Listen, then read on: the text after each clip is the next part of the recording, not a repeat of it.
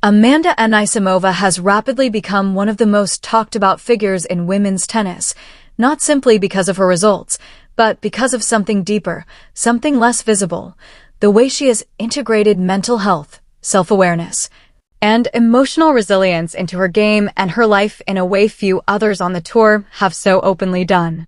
This trait is not raw power, nor is it foot speed, or a weapon like a big serve or backhand.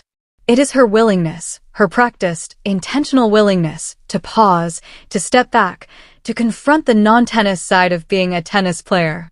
It is how she has learned not just to play through injury or fatigue or pressure, but to recognize when pressure or expectation is hurting more than helping, when the mind needs rest, not just the body. And then to do exactly that, even knowing the tennis world tends to scorn any perceived weakness. Background and defining moments. Amanda's career, even from a young age, has had big highs and harsh lows. She burst onto the scene early, showing flashes of brilliance in junior and early pro events. But she also suffered personal losses and mental strain.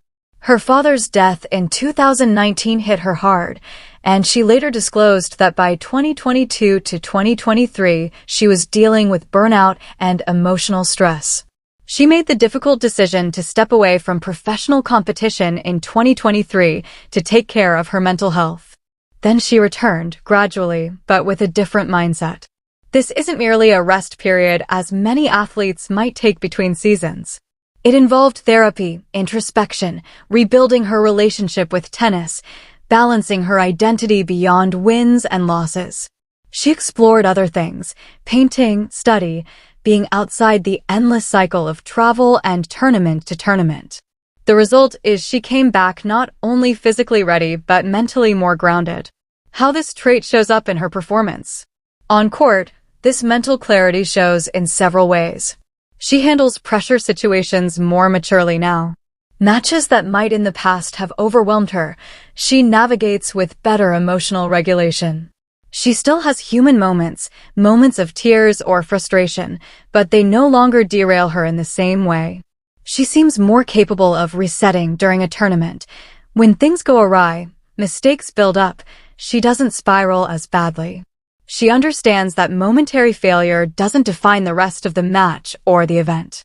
The way she processes defeat, she seems to analyze without self-flagellation, to acknowledge what went wrong but also what can be learned, to forgive herself more quickly, which is rare under the glare of the spotlight.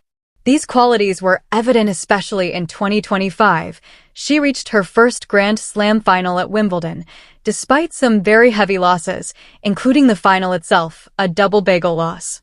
That could have ruined many players psychologically. But she used the experience, painful as it was, to build confidence rather than collapse. Then she followed that up with deep runs, including at the US Open, defeating top players, showing fight, even when expectations were high. How she differs from peers. Many elite players are strong mentally. Indeed, the top of the sport demands mental toughness. But what distinguishes Anisimova is how openly she has made mental health part of her competitive strategy. The public narrative of elite sport often minimizes the psychological or hides it behind toughness or stoicism.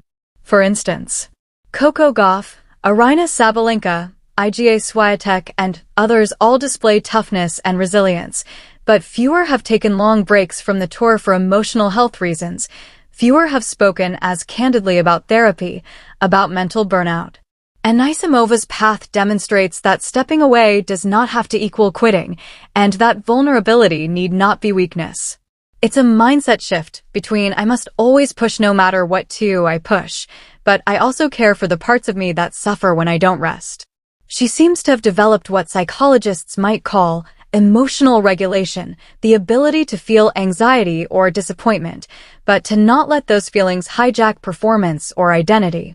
For many peers, this remains something much more private, less articulated, perhaps less consistently deployed in their competitive lives. Implications for her career and the sport. This trait gives Anisimova several advantages. Durability. Emotional burnout is a silent killer of athletic careers. Athletes who ignore signs of stress often pay in injuries, in performance collapse, in loss of motivation. By recognizing and treating her mental health seriously, Anisimova has built a foundation that may allow for a longer, more sustainable career. Consistency, improved mental resilience, tends to reduce dramatic swings of performance. While power and physical fitness can ebb, pain, fatigue, opponent strength, etc., a strong mindset is a buffer. Influence. She becomes a role model for younger players. Her openness sets a tone. It makes it more acceptable to talk about the parts of sport that are less glamorous: mental fatigue, anxiety, identity beyond the match result. Growth. Since returning, she's already achieved new peaks: WTA 1000 title wins, breaking into top rankings, back-to-back Grand Slam finals. These are not just outcomes. They reflect someone who is mastering both skill and self. But it's not all settled. There are challenges. Expectations increase. Now that she has proven she can take breaks and come back strong, people will expect her to have fewer bad days. That can become its own pressure. Comparisons. Every player is different. What works for her as an approach to mental health may not work for others. The individuality of mental resilience matters. Vulnerability can be exploited by opponents or by media, especially when she has a bad match. Critics may say, "What about after hiatus?" trying to attribute losses to mental fragility. She will have to maintain, and sometimes defend, her emotional strategy. The broader trend and context. Amanda's approach is part of a shifting landscape in tennis and in elite sport more generally. In recent years, more players are speaking up about mental health. Naomi Osaka famously withdrew from matches to prioritize well-being. Others have made therapy part of their regimen. Sports governing bodies are beginning to recognize mental health as integral, with programs and resources.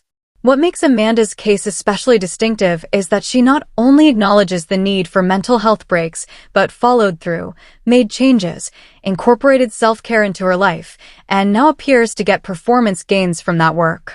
She's not just recovering, she's growing. In a sense, her story resonates with many outside sport, idea that in work and life, sometimes stepping back, slowing, caring for mental health, processing trauma, can lead not just to survival, but to stronger, more grounded performance. What to watch going forward? If this trait continues to define Anisimova's career, here are key signs to observe.